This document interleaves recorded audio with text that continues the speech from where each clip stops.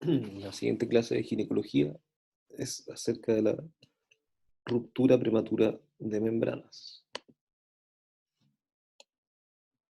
Como concepto, ¿qué es la ruptura de membranas? Es una solución de continuidad que se genera de forma espontánea en las membranas ovulares antes de que se inicie el trabajo de parto. Otra definición es que la ruptura prematura de membranas o ruptura prematura ovular es la ruptura de las membranas antes del inicio del trabajo de parto.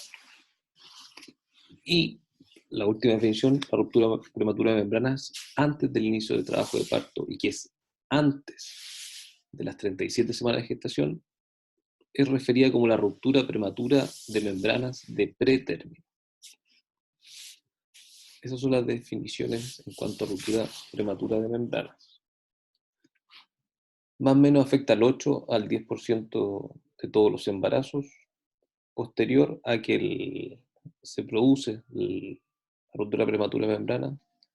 El 95% de estos tiene un parto en las próximas 28 horas, siendo lo más frecuente 5 horas posterior a la rotura de las membranas. La latencia se va modificando según la edad gestacional al momento de la RPO, con una relación inversa. ¿Qué quiere decir eso? Que mientras más temprana es la rotura prematura de membranas, mayor es el tiempo de latencia para que se inicie el trabajo de parto. Y mientras más mayor edad gestacional tiene, menor es el tiempo de latencia para que la paciente tenga el parto. El 27% de los partos prematuros se asocian con una RPM, eso es un dato de Chile. Se presenta en el 80% de las pacientes que están con un embarazo de término, o sea, después de las 37 semanas, y en un 20% en pacientes se presenta la rotura de membrana en pacientes previos a las 37 semanas de gestación. El riesgo materno más importante que provoca la rotura de membranas en el término es que se pueda infectar y producir una infección intraamniótica debido a la solución de continuidad que se genera con la rotura y la exposición de la cavidad uterina a las infecciones, a las bacterias que puedan subir por el canal y llegar hasta la cavidad uterina.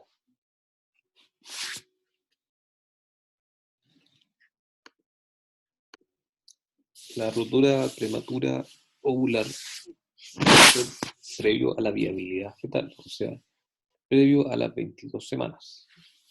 Esto ocurre en menos del 1% de los embarazos, lo cual es bueno porque son pocos casos, porque no tienen muy buena, finalmente no terminan muy bien estos partos. La tasa de supervivencia mejoran con el manejo expectante en las roturas que son posteriores a las 22 semanas en comparación con las que son previos a las 22 semanas. El 57.7% tiene una buena supervivencia cuando son posteriores a las 22 semanas y tan solo el 14.4% van a tener una buena supervivencia cuando son previos a las 22 semanas, o sea, previables. ¿Cuáles son las complicaciones maternas más significativas de estos embarazos?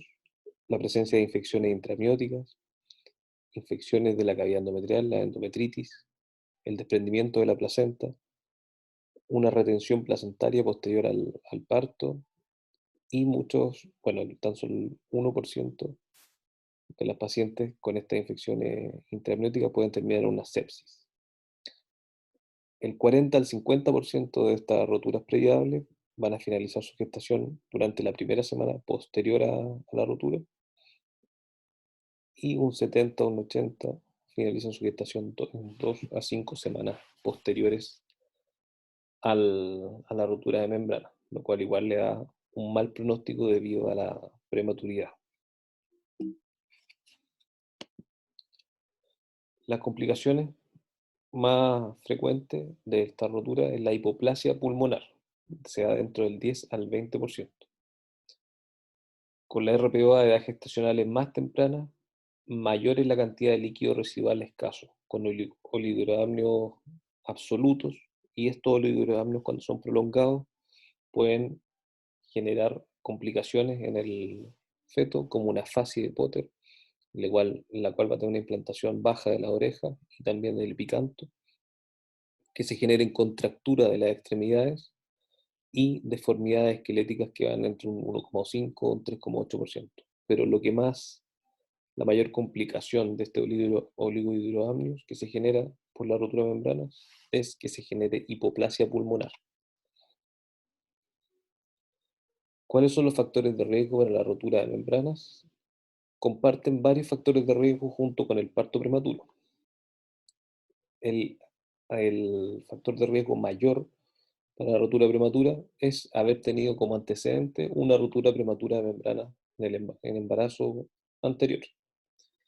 También el cuello corto, o sea, una cervicometría menor a 25 milímetros, el antecedente de una incompetencia cervical, que el embarazo sea una gestación múltiple, el polihidroamnios también es un factor de riesgo, las anormalidades uterinas, como el útero bicorne, antecedentes de abortos de segundo trimestre, también el antecedente de metrorragia del segundo o del tercer trimestre, IMC bajo, el uso o el hábito tabáquico, el uso de drogas y también los embarazos con dispositivos intrauterinos. Generalmente son pocos los pacientes que se le encuentran factores de riesgo identificables, pero tenemos que estar atentos a lo que hemos nombrado anteriormente, debido a que estos pacientes pueden terminar con un parto prematuro. Otros factores de riesgo son el antecedente de una cirugía cervical como un cono. El cono hace que el cuello sea más corto y el cuello corto tiene factor de riesgo para un parto prematuro. También algunos procedimientos como la amniocentesis genética, que tiene un riesgo de una rotura membrana de un 1 o un 2%, un poco más la fetoscopía, que sea un riesgo de un 6 a un 10% de tener una rotura de membrana, lo cual se le informa a las pacientes a la hora de realizar estos procedimientos que existen tales riesgos, y dentro de esto está la rotura de las membranas. El cerclaje electivo, el cerclaje es un procedimiento en el cual se cierra el cuello uterino mediante una sutura que se pone en el cuello para cerrarla, como una bolsa de tabaco. Se pasa los puntos y se cierra el cuello uterino para evitar el parto prematuro. Esto normalmente se hace en patologías como la incompetencia cervical.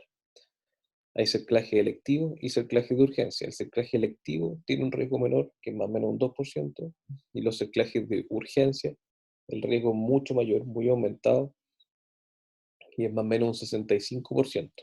Pero tenemos que saber que cuando se realizan cerclajes de urgencia es porque existe mucho riesgo de tener un parto prematuro, y la forma de disminuir ese riesgo es realizando cerclaje. Por eso hay que decirle a los pacientes los pros, los contras para este tipo de procedimiento, y saber que por lo menos el cerclaje de urgencia tiene un riesgo muy alto de que se produzca una rotura de membranas.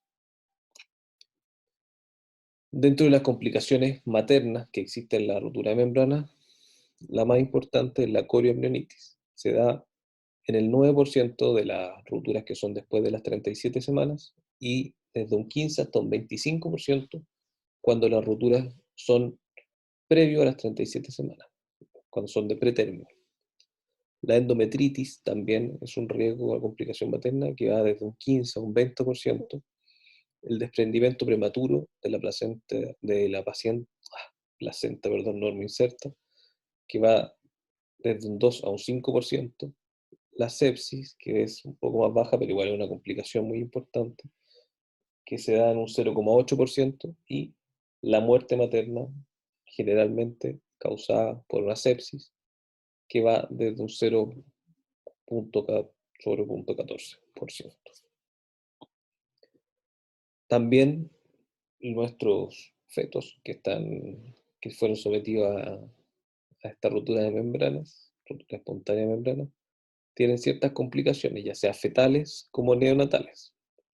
Dentro de las complicaciones fetales está la infección intrauterina y también la respuesta inflamatoria fetal sistémica, que va hasta un 30% de los recién nacidos, así que hay que estar atentos a los signos de infección, ya sea materno o del feto o del recién nacido. La muerte fetal va de un 1 a un 2%, es mayor mientras más prematura es la rotura de membrana. Se ve que cuando es entre las 16 y las 28 semanas, desde un 4 hasta un 22% de mortalidad fetal, y cuando ocurre entre las 30 y las 36, esta disminuye mucho más hasta un 0 a un 2%. También la rotura de membranas puede asociarse con compresión del cordón o prolapso del cordón en un 1 a un 2% de los casos. Como complicaciones neonatales son las complicaciones propias de la prematurez. Dentro de estas, la enterocolitis necrotizante, el síndrome de distrés respiratorio, la hemorragia intraventricular, que son las complicaciones que más se ven en los recién nacidos prematuros. También el riesgo de infección, sepsis, algunas secuelas neurológicas que se dan básicamente por la alteración de la sustancia blanca, la asfixia perinatal y también los riesgos de tener riesgo de hipoplasia pulmonar, la cual se da normalmente mientras más prematura es la ruptura de membranas por el oligohidroamnios que hay alargado. ¿Cómo es el abordaje inicial de la rotura de membrana? No existen estándares de referencia, sí hay varias recomendaciones para esto, pero no hay estándares de referencia. No hay estudios randomizados que nos muestren cuál es el test diagnóstico más eficiente. Lo que sí sabemos es que tenemos que usar el que mejor tenemos disponible a nuestra mano. Como lo que más nos acerca al hacer el diagnóstico es la historia clínica de la paciente. ¿Cuál es la historia típica que cuentan? Es una pérdida, la cual es incontenible, de líquido claro por los genitales, normalmente como dicen que rompieron fuentes, que se mojan todos los pantalones hasta los pies y siguen botando, botando. Esa es la historia típica que cuentan de la rotura de membrana. El inicio de esta rotura es un inicio abrupto, un inicio brusco, tienen la pérdida de líquido que no saben de dónde viene y es algo rápido que no da tiempo, es abundante como les nombré y tiene un olor típico al cloro. Ese es el olor típico del líquido amniótico. Tener una historia clínica clara de esto, más el examen físico en el cual ponemos un espéculo y vemos la pérdida de líquido a través de los genitales, nos permite diagnosticar más o menos el 53% de esta rotura. Incluso un poco más, incluso mientras más experiencia tiene el clínico, mayor cantidad de veces se llega al diagnóstico. Son las menos veces las que existen las dudas acerca del diagnóstico certero de la rotura prematura de membrana. Para eso tenemos distintos tests que nos van a ayudar a confirmar el diagnóstico de rotura prematura de membrana. Dentro de esto está el test de cristalización, la prueba de nitracina, la prueba de fibronectina fetal, la diaminoxidasa, la realización de una ecografía obstétrica, también en la cual medimos el líquido amniótico y vemos si ha disminuido o no, lo cual nos ayuda a apoyar el diagnóstico más que a realizar el diagnóstico. La inyección intraamniótica de índigo carmín, al inyectar el índigo carmín, este sale a través de los genitales, debido a que no existe la solución de continuidad que detenga la salida del índigo carmín. También nos ayuda como método diagnóstico.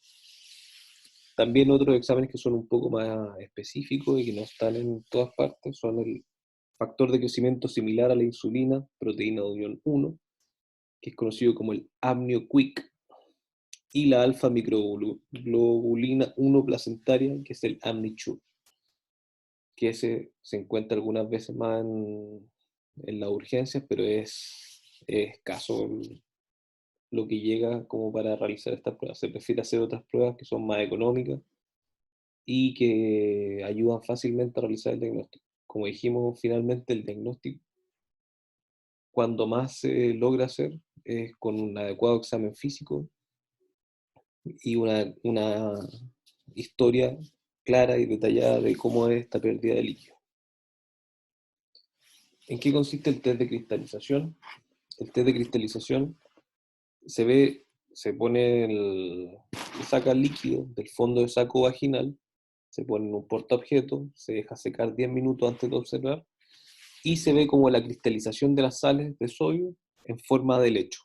Uno lleva esto al microscopio, posterior al procedimiento, y mira a través del microscopio y se ven hojas de lecho. Es la forma en cómo se realiza el diagnóstico. Las sales de sodio, que son abundantes en el líquido amniótico, se cristalizan en el portaobjeto y se ve igual que la forma de un helecho. Tiene una sensibilidad que varía mucho, es bien heterogéneo debido a que el factor de tomar bien el líquido del fondo de saco, ponerlo bien en el portaobjeto, lograr buscar la imagen adecuadamente en el microscopio, nos da una sensibilidad amplia que va desde un 51 hasta el 98% y una especificidad también bastante amplia de un 70 a un 88%, con falsos positivos que sean de entre un 5 o un 10%, que se puede deber a semen o a la presencia de mucus cervical. La prueba de nitracina, la cual es una tira reactiva que vira a color azul cuando se expone a un pH mayor a 6.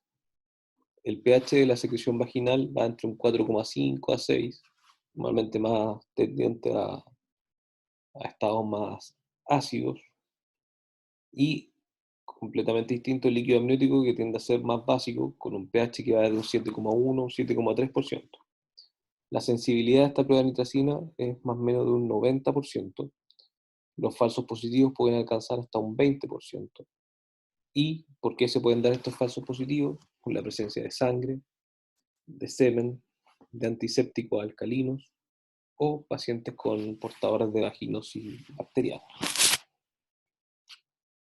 Métodos complementarios, la ecografía, como les nombré anteriormente, que es un complemento útil, sin embargo no es diagnóstico, debido a que el oligohidroamnio se puede presentar por otras causas, y también con la pérdida de líquido no siempre se generan oligohidroamnios y se pueden ver aún con contenido de líquido amniótico dentro de la cavidad uterina, cuando hay roturas marginales de la de la membrana y no hay una pérdida abundante de líquido.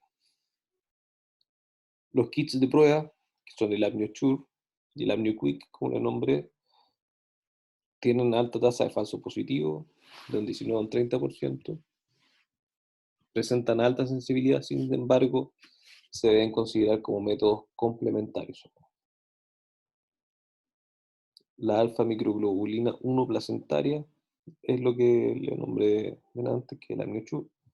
Tiene una alta sensibilidad de 94,4 hasta 98,9%, con una muy buena especificidad de 87,5 hasta un 100% de especificidad, y tiene que ser mayor a 5 Ng partido ml.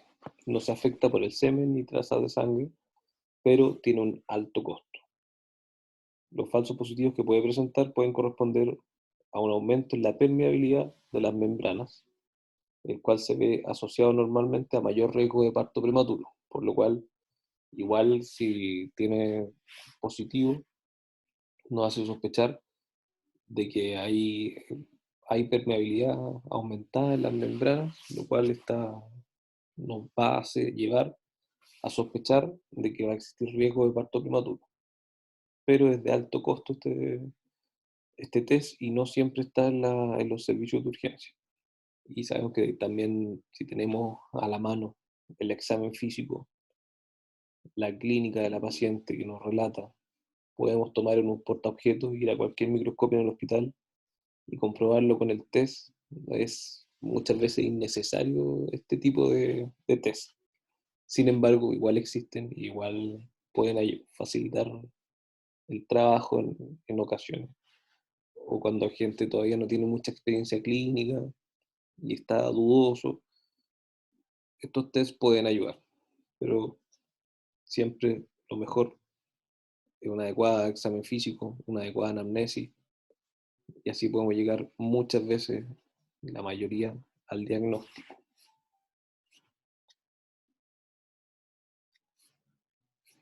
Los diagnósticos diferenciales de la rotura prematura de membrana son la leucorrea, la pérdida del tapón mucoso, pacientes con incontinencia urinaria, lo cual, como vimos en clases anteriores de obstetricia, se puede aumentar con el hecho de estar embarazada, la rotura de un quiste vaginal o la hidrorrea decidual.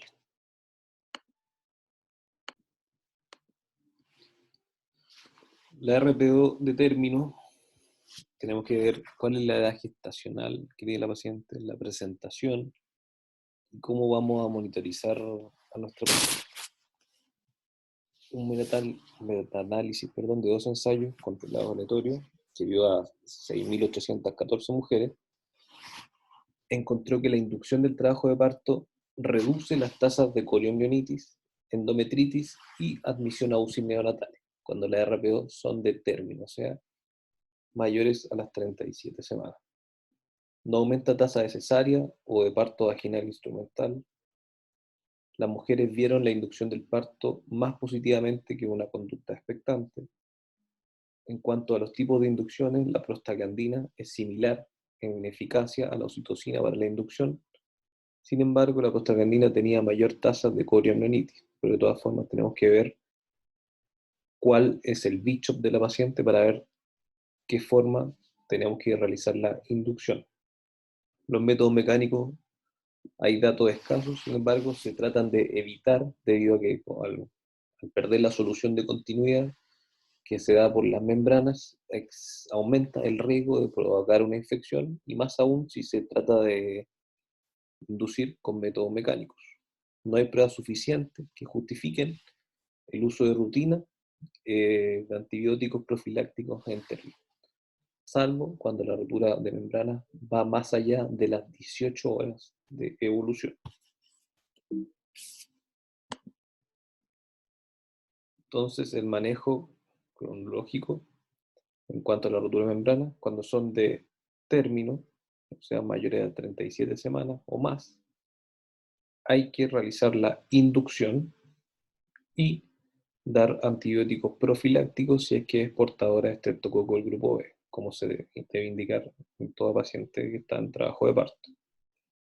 Y cuando son prematuros tardíos, o sea, entre las 34 hasta las 36.6, se debe actuar igual que las pacientes de término. O sea, cualquier ruptura de membranas que ya ocurre posterior a las 34 semanas, hay que realizar la inducción de este feto para que nazca, posterior a las 34 semanas. Prematuros tardíos y los de término, hay que realizar la inducción.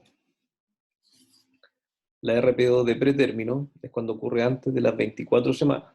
Se da poco, o sea, como 35% más o menos. Se estima que la latencia promedio es de 17 días. Como dijimos, la latencia a más prematuras edades es mayor, es inversamente proporcional. En promedio, la edad gestacional al momento del parto va entre las 23 y 27 semanas, o sea, una prematuridad extrema. El líquido amniótico se restituye hasta en un 25%, y la mortalidad perinatal es alta, alcanza entre el 45-80%, y la mortalidad fetal es cercana a un 30%, debido a todas las complicaciones que se presentan por la prematurez y también las complicaciones que se pueden agregar por el hecho de la rotura de membrana. Cuando se da entre las 24 y las 33 más 6, no hay consenso sobre la frecuencia en cual hay que evaluar el bienestar fetal.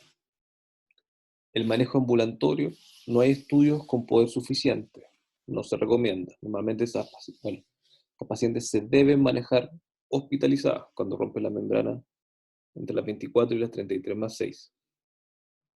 En ausencia de fiebre u otros criterios clínicos, En ausencia de fiebre, perdón, otros criterios clínicos tienen sensibilidad y especificidad variable. ¿Cómo qué criterio? Como la presencia de taquicardia materna, taquicardia fetal, en cuanto a signos clínicos, como signo de laboratorio, perfil hematológico o otros marcadores, no tienen mayor utilidad en ausencia de la clínica de esto. Tenemos que tener clínica de infección para que nos sirvan los exámenes. Cerclaje no está recomendado. Entre las 34 y las 37 semanas, como ya dijimos, se recomienda la inducción. Se ha visto que con la inducción se reduce el riesgo de coriomielitis sin presentar reducción el riesgo de sepsis neonatal y en pacientes que se realiza conducta expectante no se puede sobrepasar más allá de las 37 más 6 semanas. Pero lo que se hace es la inducción del parto. En otras partes se realiza manejo expectante, pero este se va monitorizando con amniocentesis para ir midiendo la cantidad, viendo el líquido y ver si este se infecta o no. Pero igual son procedimientos que no se hacen norma, desde norma y se prefiere finalmente realizar la inducción. En cuanto a la tocólisis, no hay datos suficientes para apoyar o refutar el uso de tocólisis profiláctica. Se asocia a un periodo de latencia más largo, pero este periodo de latencia más largo se asocia con un mayor riesgo de coriomielitis. No existe un beneficio materno ni neonatal significativo. En cuanto a RPOs que están con trabajo de parto activo, la tocólisis no demuestra prolongar la latencia o mejorar los resultados neonatales. Su uso no ha sido evaluado adecuadamente, o sea, pacientes con ruptura prematura de membrana está contraindicado el uso de la tocólisis. En cuanto a los corticoides, no se asocia con un mayor riesgo materno o de sepsis neonatal, independientemente de la edad gestacional. ¿Cuándo está indicado? Entre las 24 y las 34 más 6 semanas. Un solo curso de corticoides prenatales se debe considerar de rutina para todos los partos prematuros. No hay datos que apoyen el uso de corticoides antes de la viabilidad. O sea, entre las 24 y las 34 más 6 debemos usar corticoides. En cuanto a los antibióticos van a prolongar la latencia del parto, reducen las infecciones maternas y neonatales y también reducen la morbilidad dependiente de la edad gestacional. Lo que el mayor efecto que tiene el uso de antibióticos es prolongar la latencia del parto, lo que nos permite administrar a los fetos los corticoides que nos permitan la maduración fetal. Ese es el uso finalmente de los antibióticos. También nos ayuda a prevenir las infecciones, a reducir la tasa de infecciones, reducir la morbilidad asociada con la prematurez, pero finalmente lo que nos da el uso de antibióticos es periodo de latencia para poder usar métodos como los corticoides para la madurez fetal. ¿Cuáles son los los antibióticos que se ocupan? Ampicilina 2 gramos cada 6 horas endovenoso, más eritromicina 500 miligramos cada 6 horas. Estos 2 por 48 horas. Y posteriormente, si hay una buena respuesta, se da amoxicilina 500 miligramos cada 8 vía oral y la eritromicina se da 500 cada 8 horas vía oral por 5 días, o sea, hasta completar 7 días de tratamiento.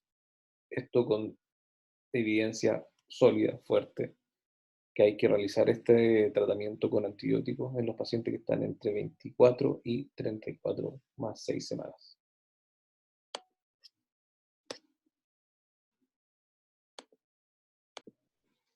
Entonces, el esquema de manejo de una paciente con rotura de membranas.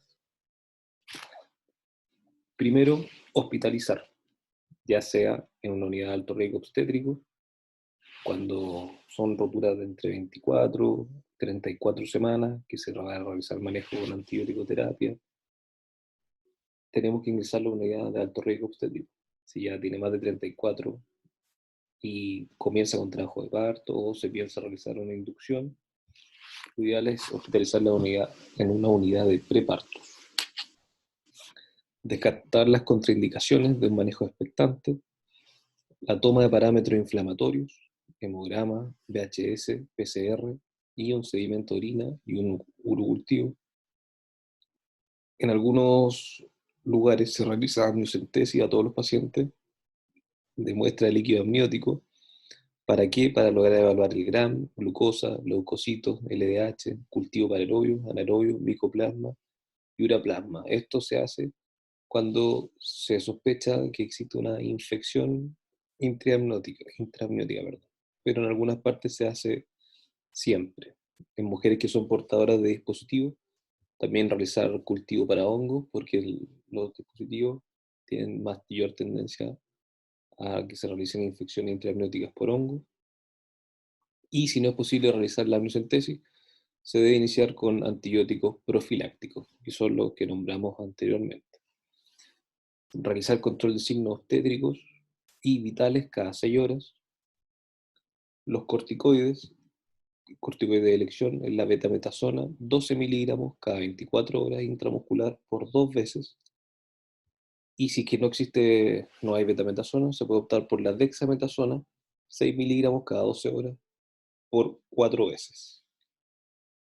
Posterior, o en conjunto con esto, iniciar los antibióticos profilácticos, que serían ampicilina, 2 gramos cada 6 horas endovenoso, por 48 horas, y luego cambiar a amoxicilina, 500 miligramos cada 8 horas vía oral, por 5 días, para completar un tratamiento de 7 días de antibiótico. Y asociado a la ampicilina, la eritromicina, 500 miligramos cada 6 vía oral, las primeras 48 horas, y el resto de los 5 días, bajar de cada 6 a cada 8 horas hasta completar los 7 días. Los parámetros inflamatorios, lo ideal sería medirlo 1 o 2 veces a la semana, según cómo vaya evolucionando clínicamente, la paciente, y ver la estabilidad en sus parámetros. Con el control de signos vitales podemos ver la frecuencia cardíaca, la temperatura. Si es que sospechamos, podemos adelantar la toma de parámetros inflamatorios para ver si estos se están alterando y que estemos ante una sospecha de una infección intraamniótica o una coriamnionitis. Evaluar la unidad fetoplacentaria. La unidad fetoplacentaria se evalúa con una ecografía obstétrica, donde vemos el peso del recién nacido, y evaluándolo cada 2 semanas o antes si es que tenemos algún hallazgo como una restricción del crecimiento o algo que nos llame la atención a la ecografía. Evaluar el momento de la interrupción en mujeres estables, sin evidencia de infección ni inflamación intraamniótica. La interrupción se realiza desde las 34 semanas. Y ante inflamación o infección intraamniótica, se discutirá el momento de interrupción de manera individual entre cada paciente, a partir de las 28 semanas, ojalá, según los distintos hallazgos que tengamos. Entonces, como dijimos, manejo entre las 24 y las 33, manejo expectante, recomendado el uso de antibióticos. ¿Para qué? Para prolongar la latencia. Dosis de corticoides, una dosis de corticoides, y al momento del parto, dar profilaxis para estreptococo grupo B si es que está indicado. Entonces tenemos una sospecha de RPM que tenemos que hacer, confirmar diagnóstico y ver la edad gestacional. ¿Cómo se puede ver el diagnóstico? Con la historia clínica, más el examen físico, el test de cristalización, evaluación del líquido amniótico, y debemos ver si es que se descarta la contraindicación de un manejo expectante, o sea, que sea menor de 24 semanas. Realizamos el control de parámetros inflamatorios, hemograma, PCR, sedimento de orina y urocultivo, y administrar corticoides. En algunos centros donde se realiza la amniocentesis, realizar la amniocentesis, y también cervicometría para ver el cuello uterino y ver el riesgo que tienen de parto prematuro. Si tenemos una amniocentesis que está alterada, en cual sospechamos una infección intraamniótica, no una corioamnionitis, sino que una infección intraamniótica, debemos dar antibióticos de amplio espectro. ¿Cuáles son estos? Clindamicina, 600 cada 8 por 7 días, gentamicina, 240 al día por 7 días, más la eritromicina. Si no tenemos una infección intraamniótica y solo tenemos la rotura prematura de membrana, tenemos que indicar los antibióticos que habíamos nombrado anteriormente, que son la ampicilina, 1 gramo cada 6 EV por 48 horas, y posteriormente cambiarlo a la amoxicilina, 500 cada 8 hasta completar los 7 días, y la eritromicina en dosis de 500 miligramos cada 6 horas por 2 días, y luego cambiar a 500 cada 8, perdón, hasta completar los 7 días. Mantenemos a la paciente hospitalizada, controlamos 2 veces por semana los parámetros inflamatorios, o uno, o viendo cómo va evolucionando clínicamente. Si no tenemos signos clínicos de corioamnionitis, manejo expectante hasta las 34 semanas, para posteriormente inducir. Si es que ya tenemos signos de una corioamnionitis, debemos interrumpir el embarazo. ¿Cómo podemos prevenir la rotura de membrana? Sabemos que la paciente que tiene antecedentes de una RPO de pretérmino tiene mayor riesgo que las pacientes que nunca han tenido de tener una nueva RPO. Otros pacientes con riesgo son cuando se presenta un parto prematuro previo espontáneo. En esta paciente se recomienda realizar suplemento con progesterona entre las 16 y las 24 semanas para evitar el parto prematuro y la rotura de membrana. Eso en cuanto a la clase de rotura prematura de membranas. Espero que haya sido claro. Esto es una patología que se ve harto en los servicios de urgencia, también en el preparto, y que tenemos que saber cómo enfrentar y cómo poder manejarlo. Manejarlo, las nociones como el uso de corticoides, saber conocer el uso de antibióticos, saber cuándo hay que interrumpir a la paciente, los riesgos que presenta la rotura de membrana, saber y poder diagnosticar una rotura o una sospecha de rotura para realizar manejos adecuados. Espero estén bien, saludos, ánimo, que estén bien.